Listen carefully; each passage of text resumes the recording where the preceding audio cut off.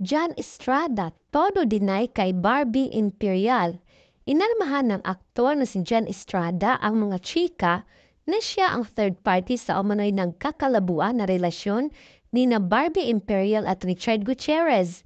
Sa Instagram post, iginiit ni John na hindi niya kilala ng personal si Barbie kahit magkasama sila sa kapamilya action serye na FTJ's Batang Quiapo.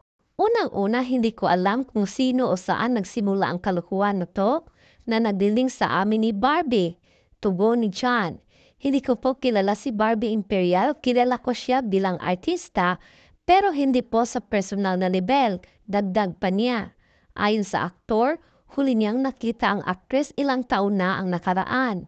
Sa tanang buhay ko, minsan ko lang ho siyang nakita sa Christmas special ng ABS-CBN ng 2021 or 2022 at yun na ho ang huling pagkikita namin na naaalala ko. Lahad pa ni John.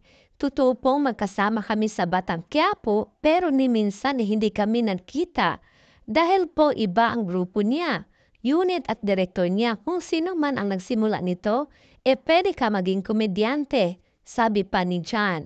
Sinisi naman ni John sa mga online sites sa pagpapakalat ng fake news.